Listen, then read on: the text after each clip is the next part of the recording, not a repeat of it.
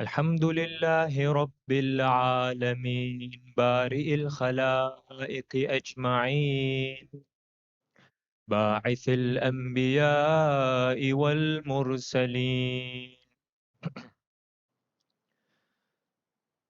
صلى الله عليك يا مولاي يا رسول الله صلى الله عليك وعلى آل بيتك المظلومين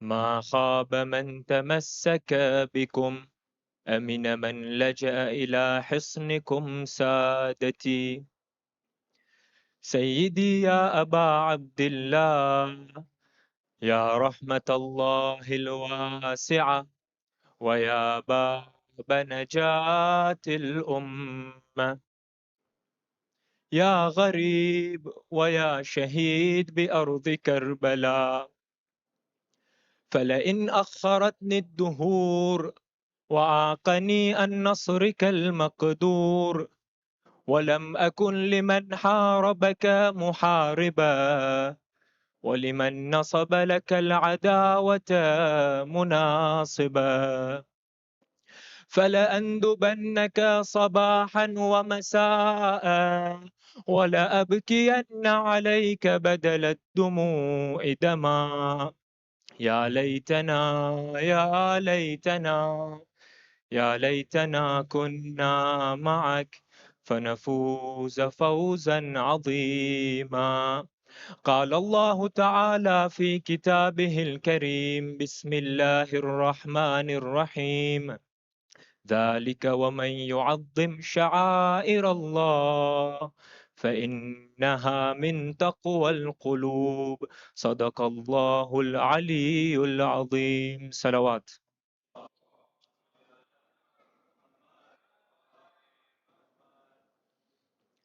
Allah subhanahu wa ta'ala in the Holy Quran in Surah Al-Hajj, verse number 32 says that, and whoever honors the sha'air of Allah, the signs and symbols of remembrance of Allah, indeed that is from the piety of the heart, the true piety. And if one were to look at the signs of remembrance of Allah and the symbols of remembrance of Allah, then there is no sign or symbol of remembrance of Allah greater than Aba Abdullah al-Hussein alayhi salam. Therefore, honoring this symbol and sign of Allah is from the piety of the heart, because it is of the greatest of the signs of Allah. And honoring such a symbol can be done in many ways. When we sit down in our majalis, this is a way to honor the symbols.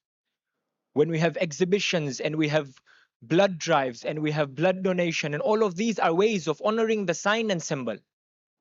But it is in these days that a lot of the groups prepare to go for the ziyarah of Arba'in, the best possible way to honor the symbol and the best possible way to honor the sha'air of Allah, as groups prepare to go towards Arba'in.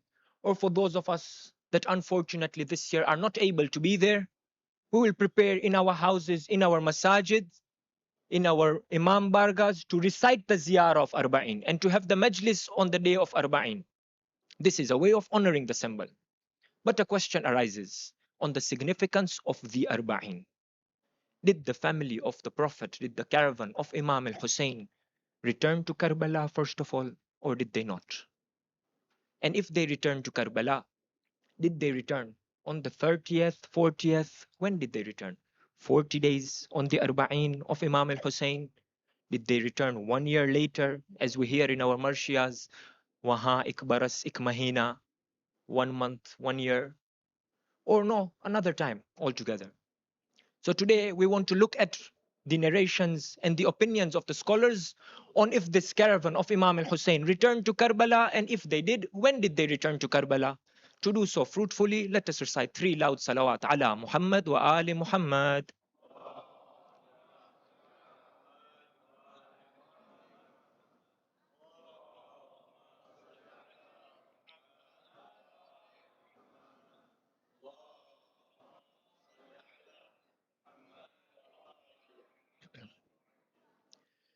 Shaheed Mutahari has a collection of Maqatil of Imam al-Hussein, the books that describe the tragedy of Karbala from the time in Medina all the way to the return of the caravan to Medina.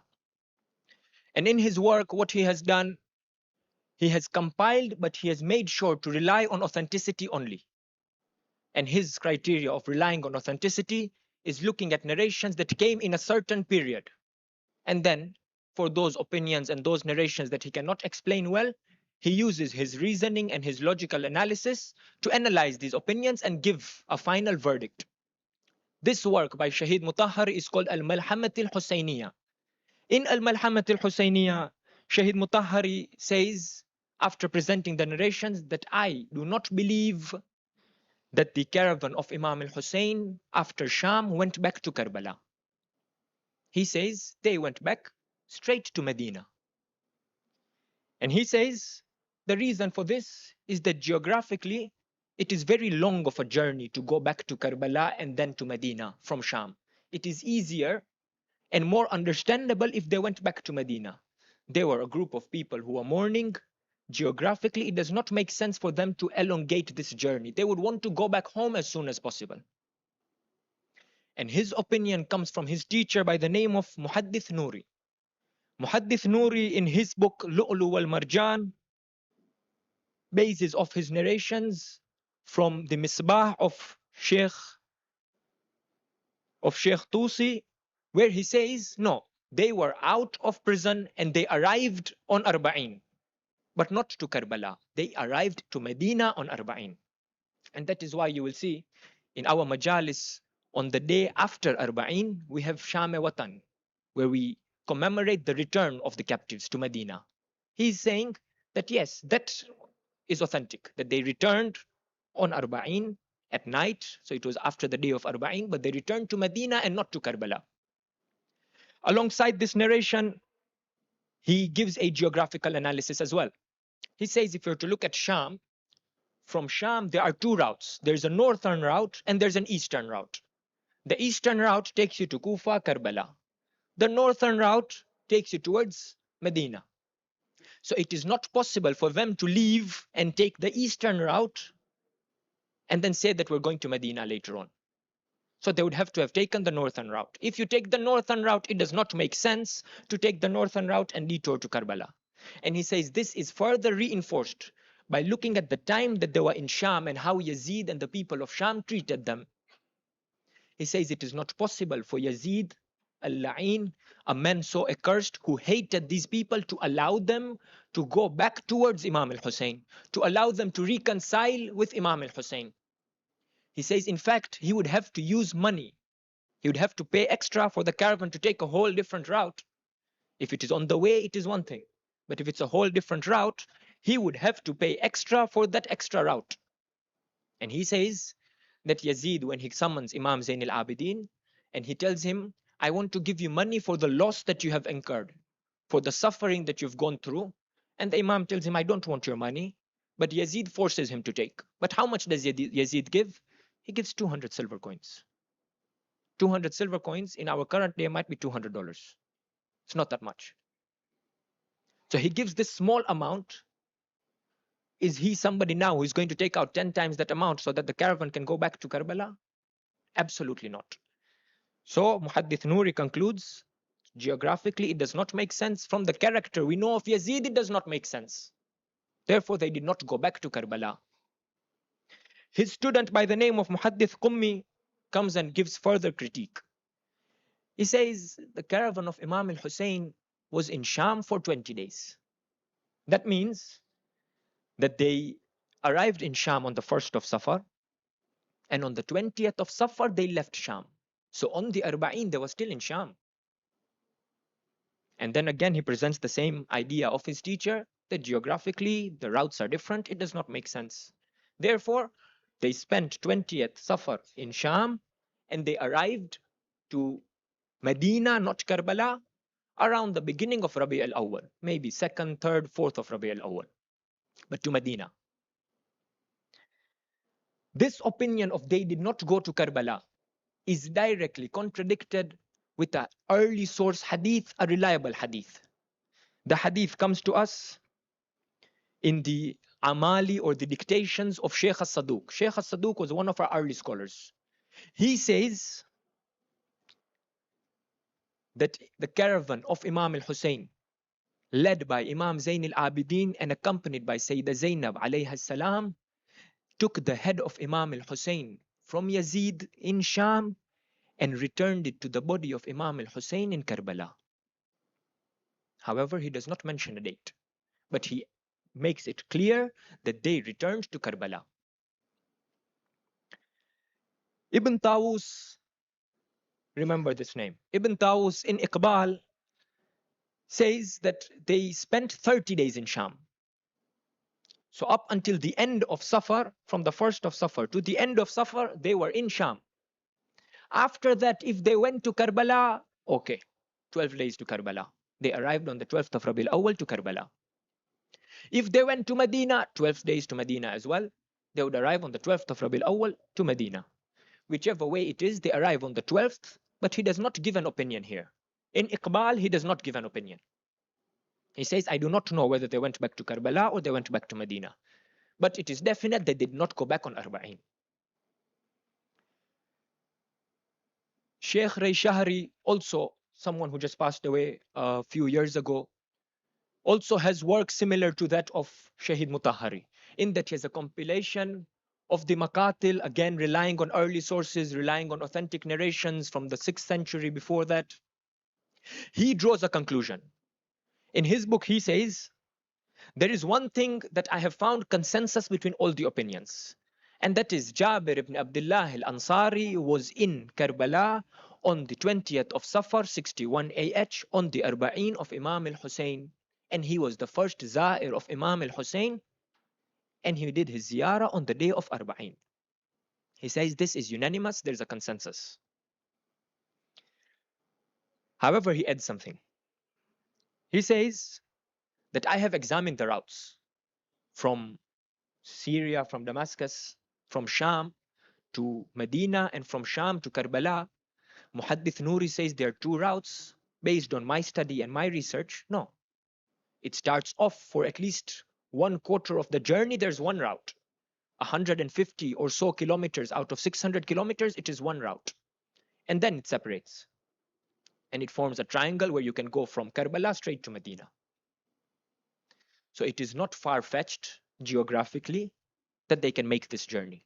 They could have left and said that we're going to Medina, and when they arrived at that place where they split between Medina and Karbala, they told the henchmen that were accompanying them that we are headed towards Karbala, take us to Karbala. And the henchmen would feel a bit sad for them perhaps and would let them go. However, he says it is definitely improbable that they arrived on Arba'in.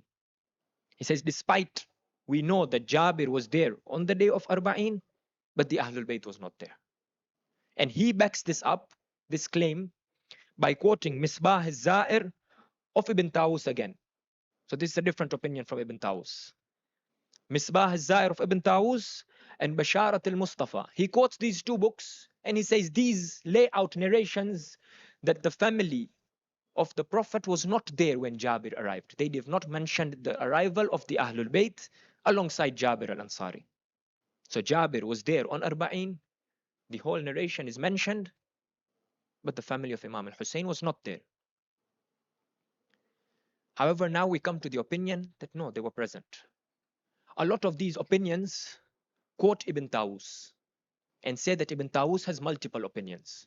And Ibn Tawus does not explicitly say that Imam Hussein. And they say Ibn Tawus is the only one who mentions something like this. Ibn Tawus, in his book Al-Luhuf ala Qatl al-Tufuf, or Al-Malhuf ala Qatl al-Tufuf, talking about the tears over the tragedy of Karbala, it's a Maqtal book.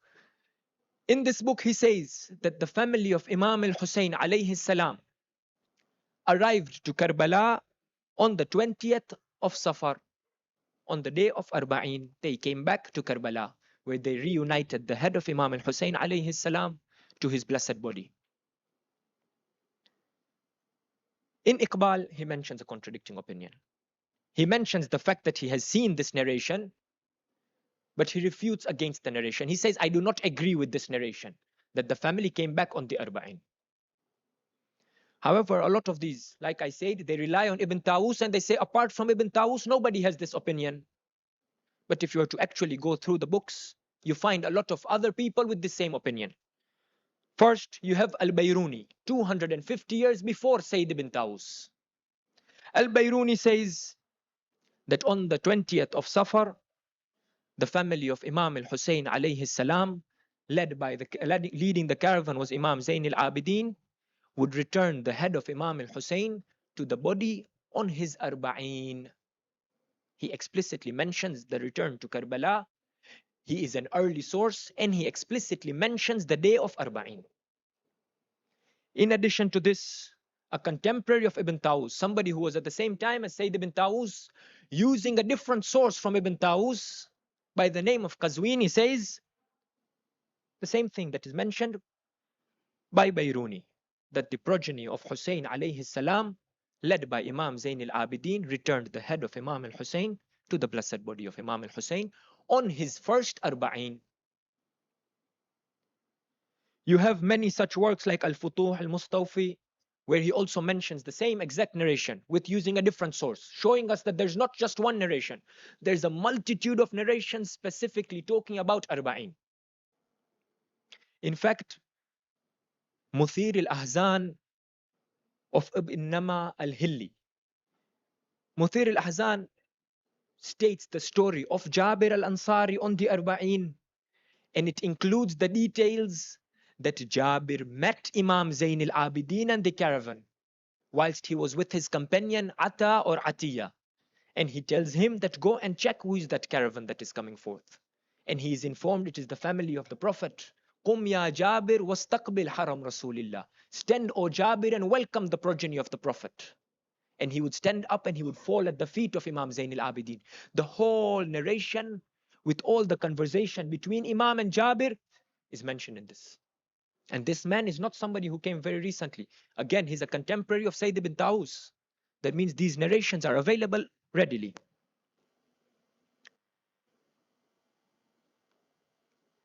Now, if you were to look at the geographical element, that is what the entire claim comes down to. We have narration saying Medina. We have narration saying Karbala on the Arba'in. And we have narrations that say Karbala without specifically mentioning Arba'in. That means we have to see, first of all, is it geographically possible for them to return to Karbala or not? Because of the extent of narrations we have about going to Karbala, we can look away from the narrations that they went straight to Medina, because there's a lot more that say that they went to Karbala. But is it possible that they returned to Karbala on the Arba'in of Imam al-Hussein? I will present to you the findings of a contemporary of ours, Sayyid Munir al-Khabbaz, and of another contemporary, Ayatollah Sheikh Fadil Maliki. They have presented an analysis. These are not the only analysis. There are many geographical analyses to prove if it is possible or not. We will present the one by Sayyid Munir al-Khabbaz and Sheikh Fadil al-Maliki. Sayyid Munir al-Khabbaz and Sheikh Fadil say that let us analyze the road between Kufa and Sham first of all. Said the road between Kufa and Sham, there are three roads. The first of this road is the regular route everyone takes, which takes about 7 to 10 days. If you are a bit fast, you are healthy, you've just woken up, you can reach faster. If you're tired, you have a lot of family, it might take a bit longer, between 7 to 10 days. This is the normal route that people take. There is another route, and that is the route that was taken by the Ahlul Bayt, which was slightly longer because they wanted to enter every city and embarrass the family of the Prophet in every city. That's why the narration said that they went city to city. This route was slightly longer, and they would have more stops, and they would spend more time on the road. However, this was also the same road that they were rushed whilst they were traveling. So they would take breaks in cities, but when they would be traveling, they would be rushed, they would be whipped, they would be slapped. The family of the Prophet had to suffer, such that Imam Zain al-Abidin says that we were made to sit on saddle-less camels, and we were forced to go in a way that was not comfortable for any of us. If somebody would slow down, they would whip them and make them go faster. This road would ideally take 14 days with the stops that they made, but the family of Imam al-Hussein reaches in 12 days to Sham. The third route is the route that is called Al-Barid. This is a route usually used by messengers. So if Kumail, if Ubaidullah ibn Ziyad is sitting in Kufa and he needs to send a letter to Sham, he has to use this Barid path. This Barid path, what is it? A lot of us have played this game in school called relay, where you have a baton and you have to pass it on, and then the next person runs and passes it on. It's very similar to that. There are checkpoints along the journey, checkpoints that don't require rest. So what would happen? Person A comes out from Kufa on a fast horse, does not make any pit stops, no washroom, no food, no sleeping, nothing. Rushes straight to checkpoint A. He gives that letter to the person waiting at checkpoint A. Then if he needs to use the washroom, if he needs to cool down, if he needs to take a breather, if he needs to eat, if he needs to sleep, he will do that. But person B now takes the checkpoint, takes the letter and heads to the next checkpoint. And he will also not take a break until he reaches. This route used by Al-Barid would take 3 days. So if somebody were to send a message from Kufa to Sham, it would take 3 days for the message to reach Sham and 3 days for a response to come back to Kufa. In fact, this is attested to. These routes are shown historically by Maytham al-Tammar. The son of Maytham was one day with Maytham al-Tammar. He says, I was with my father. We were sitting in a small boat in an ark in Furat, the side of Kufa. And as we are seated there, a gush of wind with dust comes towards us. So Maytham, my father, turned to me and told me, put the anchor down and tighten it so that the ship does not move. Because this coming in front of us is a sandstorm. This is the sign of happiness of the earth. Muawiyah has died. Alhamdulillah. The son of Maytham says this happened on a Friday. The following week on a Friday, whilst in Kufa, a man comes from Sham and tells us that Muawiyah has died. So I asked him, oh man, when did this happen? And he said the Friday that passed. So if this man took the regular route, he reached in 7 or less days. If he took the route of Barid, that means the information must have been sent a bit later. But within 7 days, the message had already reached from Sham to Kufa, either through messengers or through regular travelers. So the regular route could take 7 to 10 days. Now let's calculate. First of all, the family of Imam al-Hussein, the caravan led by Imam Zain al-Abidin, did not head to Kufa. They headed to Karbala, which is closer. We need to establish this first. The route to Karbala is faster. After you establish that, now let's do the mathematics. The greatest tragedy on earth befell on the 10th of Muharram. And the family of the Prophet suffered on the night of the 11th of Muharram. On the day of the 11th of Muharram, the caravan of Imam al-Hussein is chained and taken as captives to Kufa. For those of you that have done the Arba'in walk, you will know. For those of you that have not done the walk, may Allah grant you all the walk of Arba'in. You have done the journey from Najaf to Karbala. For a normal person walking, it takes 2 to 3 days. They were on camels. It took 1 day. They would arrive to Kufa on the 12th of Muharram. After their arrival, Ubaidullah ibn Ziyad would send a letter using the path of Al-Barid to Yazid asking, what should I do with the severed head, the blessed head of Imam al-Hussein, and what should I do with these prisoners? It would take 3 days for Yazid to receive this letter and 3 days to send a response back to the family, to the Ubaidullah, on what to do with the family, for a total of 6 days. If you were to give it a bit more time, say 7 days.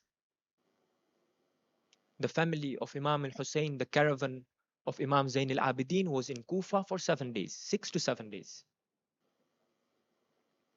And this caravan in this letter commanded by Yazid was that chain them, torture them, and make them go from city to city till they reach me. Take the longest possible route. If you take the desert route, you'll have to provide them with water. Don't take the desert route. You will reach quickly, but you'll have to provide them with water. Take the longest possible route and make them suffer. That is specifically what was written in the letter. Make the prisoners suffer.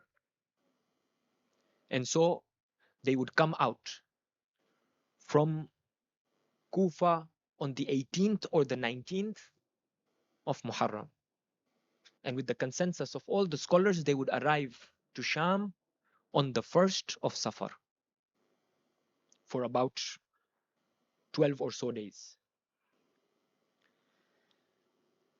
How long do they stay in Sham?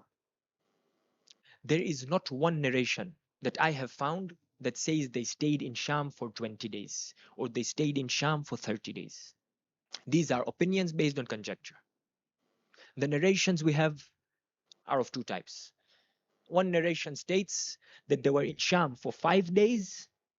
After that, the khutbah of Imam Zain al-Abidin happened, and they were allowed for 3 days in Sham to mourn. They were given a room and they were told you can mourn Hussein alayhi salam for 3 days, for a total of 8 days. The other narration says no, they were not given time to mourn, but they weren't there for just 5 days. They were there for 7 days. So again, 7 or 8 days. From the 1st of Safar, 7 or 8 days is on the 8th of Safar or the 9th of Safar. They would leave from Sham. We have established that the tariq from Sham to Kufa, the road from Sham to Kufa, the normal route takes 7 to 10 days. But these are women and children who are going through a lot of difficulty, a lot of musibah. Their hearts must have been heavy. Perhaps they would want to sit down and hold majalis for Imam al-Hussein every night. You can add a few more days. With their slow pace, with their heavy hearts, they would arrive on the 12th of, after 12 days, on the 20th of Safar, on the Arba'in of Imam al-Hussein, they would arrive to Karbala. But the caravan that left Karbala was not the same caravan that arrived back to Karbala. Some narrations tell us that along the way from Kufa to Sham, you would have a young daughter of Imam al-Hussein by the name of Khawla fall over and pass away in a city called Ba'alabakka. And that Imam Zain al-Abidin would have to bury that young girl of Imam al-Hussein. You'd find another narration that would tell us that on the way from Kufa to Sham, they would stop by a city in Iraq by the name of Hilla. And there a young daughter of Imam al-Hassan by the name of Fatima or Sharifa would pass away. And Imam Zain al-Abidin would have to bury her as well. But I promise you, the greatest of those daughters that Imam had to bury would have been that favorite daughter of Imam al-Hussein, that young girl of Imam al-Hussein. The ones that our books refer to as Zubayda, Ruqayya, Sukaina, Sakina, whatever her name may be. That young girl was the same one who, when Imam Hussein would see her, he would smile and he would tell her, you resemble my mother Fatima. But if the great lady Fatima had to endure hardship after her father's death, what then about the great young daughter of Hussein? This young daughter of Hussein, who would have had no place to sleep after Karbala, after the day of Ashura. This young daughter of Hussein, the last time she sees Imam al-Hussein, yes, he is not in a good state. Yes, he has wounds, but at least his limbs were attached to his body. At least his head was attached to his body. At least she was still able to recognize her father. The next time she sees her father, how does she see her father? The narrations state that after the tragedy of Ashura, the enemy gave the command to burn the tents. The narration state specifically, verbatim, فَخَرَجَ بَنَاتَ سِبْتِ النَّبِيِّ الْمُصْطَفَى. The daughters of the granddaughter of the Prophet were removed from their tents. وَقُرَّةَ عَيْنِ الزَّهْرَاءِ الْبَتُولِ. The daughters of the light of the eyes of Zahra al-Batul came out of their tents. حَافِيَاتٍ بَاكِيَاتٍ لَاتِمَاتِ وُجُوهِهِنَّ. They came out barefoot, they came out slapping their cheeks, they came out wailing and crying. The narration state that these mal'un would come and pull the robes off their backs. They would pull the abayas off their backs. These women would be forced out of their tents as their tents are set on fire. These little girls of Hussein would come out. One of them would get whipped on her back by Shimr al-La'in. Another one would get her cheek slapped by Shimr al-La'in. And the third one would have her anklets and her earrings pulled out by Shimr al-La'in. One narration states that that little girl of Hussein alayhi salam comes out with her dress burning from the fire of the tents. As she runs out, she meets Hamid ibn Muslim. Hamid ibn Muslim tells her, let me turn off this fire from you. She says, leave the fire. I need one favor from you. Can you send me to the grave of my grandfather Ali in Najaf? Can you send me to him so that I can complain of what they did to my father? He says, Kufa and Najaf are very far. I'm not able to take you there. Then she says, perhaps you can show me the body of my father Hussein laying on the plains of Karbala. He tells her that I'm not able to recognize the body of Hussein. There's no head attached. The limbs have been severed. I do not know which one is the body of Hussein alayhi salam. She then runs into the battlefield. She runs into the battlefield looking at the bodies, wondering which one is the body of Hussein alayhi salam. At one point, one body would call out, Ilayya, Ilayya, ya bunayya. My daughter, come towards me, come to this chest of mine. She would come and sit by the body of Hussein. I want to ask you one thing. When she sees the state of Imam al-Hussein, do you think she remembers the slaps that she received or the earrings that were taken from her? Or does she see the body of Imam al-Hussein and begin to cry of what state the body of Imam al-Hussein was in? She would cry and lament over the state of Imam al-Hussein's body. But yet again the enemies would come and torture her and send her back into the tents. She would have to endure the journey of Karbala to Kufa and from Kufa to Sham. This little girl of Imam al-Hussein, one day in Sham, she's standing by her auntie Zainab. One mal'un comes and says, can I buy this slave girl? This is the granddaughter of the Prophet. A mal'un wants to purchase her. Zainab alayhi salam stands in front of this little girl. The little girl starts grabbing at the abaya of Zainab, starts telling her auntie, Amma Zainab, is this really going to happen? They have taken everything. Are they going to degrade us more? But Zainab would say, I will never let it happen. Allah will never let it happen. She turns to the man and she says, this is not for you to decide, and this is not for Yazid to decide. This is a decision that is to be made by Allah subhanahu wa ta'ala. She did not let it happen. This girl now, one day in the dungeon of Sham, this is the same daughter of Imam al-Hussein who used to sleep on the chest of Imam al-Hussein. Today she sleeps on the sands in the dungeon of Damascus. As she's sleeping, she narrates, I got a dream. I saw a woman who was holding her head low and had one hand on her back. She was atop a mahmil. She was sitting on a camel. I asked the angel around me that who is that woman? And I was told that is your grandmother Fatima Zahra salamullahi alayha. She says, I rushed towards my grandmother. I rushed towards her and I told her, oh mother, did you see what they did to us? Did you see how they oppressed us? Did you see how they slapped us? Did you see how they tortured us? And did you see how they trampled the body of Abu Abdullah al-Hussein? Did you see how they beheaded him? Did you see what they did to our uncles? The narration says that Sayyidah Zainab, Sayyidah Fatima alayhi salam immediately responds. She tells her, stop, O young daughter, stop saying that. لَقَدْ قَطَّعْتَنِي qalbi. You are breaking the strings of my heart. You are crushing my liver. Stop. Then she takes out from behind her a shirt. She says, look at this. This is the shirt of Hussein. I will keep it with me until I meet Allah on the day of judgment, and I will ask for justice of this shirt. Another narration states that young girl goes back to sleep on these dungeons of Karbala, and then she would wake up screaming, Aina ya Abu, where are you, oh father, where are you, oh my father? She starts screaming and crying, asking for her father Hussein. Sayyidah Zainab, who was sleeping, would wake up. All the other women would wake up. The children would also wake up. They would see this young girl crying and they would start screaming and crying. Imam Zain al-Abidin too would begin crying. Everyone in that dungeon would start crying and screaming. Yazid, who was asleep, would wake up to this sound. He would ask, what is going on in this dungeon? He's told that young girl of Hussein is asking, where is Hussein?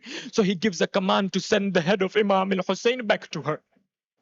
The carrier comes with a tray covered and he brings it towards this little girl. This little girl says, I have asked for my father. I have not asked for food. Do not give me food. And then she would uncover the tray and she would find the head of Imam al Hussein. This is the first time she has seen the head of Imam al Hussein in this state after the day of Ashura. She would fall onto the head. She would start rubbing her cheeks on the cheeks of Imam al Hussein. She would start kissing the lips and the cheeks and the forehead of Imam al Hussein. And then she would look at the head and she would ask, oh father, who drenched and bleached your beard with blood? Who dyed your beard with blood? Who severed your neck, oh father? Who did this to you, oh father? And she would go on and on complaining about the state of the head of Imam al Hussein. She would say, oh, how I wish I died before I had to see this. Oh, how I wish I was blind before I had to see this. Oh, how I wish I was in the grave and I would never have to see this, oh father. Oh, how can a girl see her the state of her father like this? And she would cry and cry until she would breathe her last.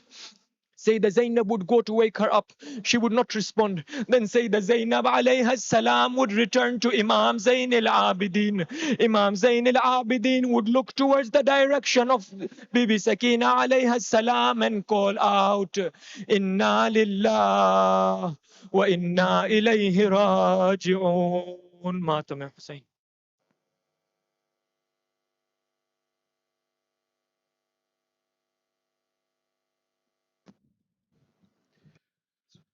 Fatima Zahra چلو پوتی کو دفنانے کو اے حسن مجتبی نکلا ہے تابوت یہ بانو نے رو کر کہا آؤ مدد کو یہاں اے میرے مشکل کشا نکلا ہے تابوت یہ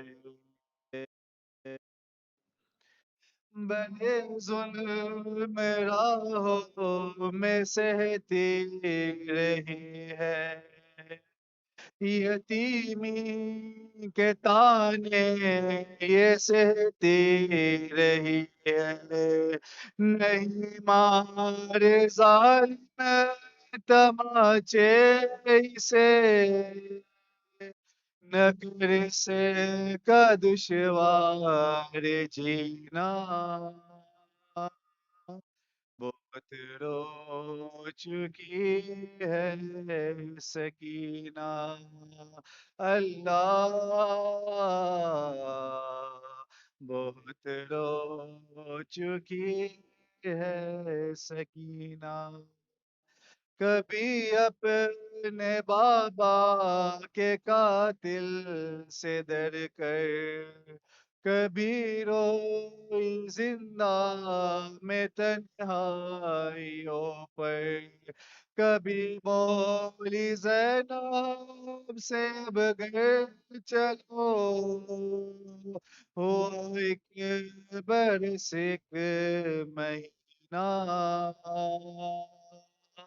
بہت رو چکی ہے سکینہ قیامت کی ایک رات ایسی بھی آئی خزان سکینہ کو لوری سنائی کہا کے سجادے نے پھوپھی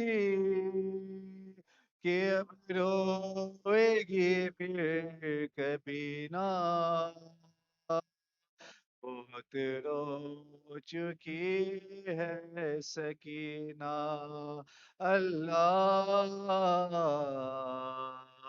بہت رو چکی ہے سکینہ پکاری بانوے مزتر سکینہ دفن ہوتی ہے پکاری بانوے مزتر سکی دفن تی ہے کہاں ہو فاطمہ زہرا کلے جا پھٹ گیا میرا بہو کو تھام لو آ کر سکینہ دفن ہوتی ہے پکاری بانوے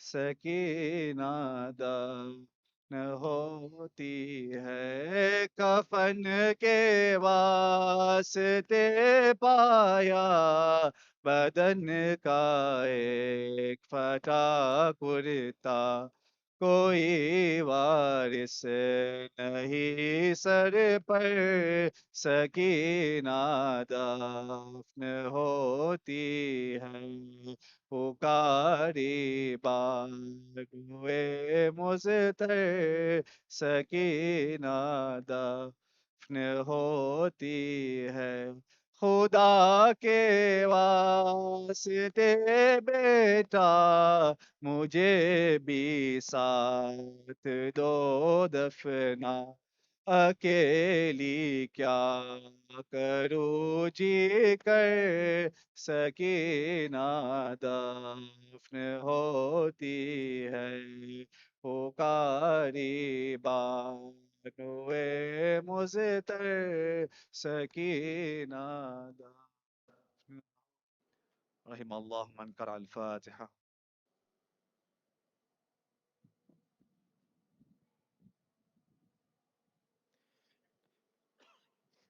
اللهم صل على محمد وآل محمد بسم الله الرحمن الرحيم السلام عليك يا رسول الله السلام عليك يا أمير المؤمنين وابن سيد الوصيين السلام عليك يا خديجة الكبرى أم المؤمنين السلام عليك يا فاطمة الزهراء سيدة نساء العالمين السلام عليك يا حسن المجتبى السلام عليك يا أبا عبد الله الحسين السلام على الحسين وعلى علي بن الحسين السلام على الحسين وعلى علي بن الحسين وعلى أولاد الحسين وعلى أصحاب الحسين السلام عليك يا علي بن الحسين زين العابدين السلام عليك يا محمد بن علي الباقر السلام عليك يا جعفر بن محمد الصادق السلام عليك يا موسى بن جعفر الكاظم السلام عليك يا علي بن موسى الرضا وعلى أختك فاطمة المعصومة السلام عليك يا محمد بن علي التقي السلام عليك يا علي بن محمد الهادي السلام عليك يا حسن بن علي العسكري السلام عليك يا حجة الله يا ابن الحسن يا مولانا يا صاحب الزمان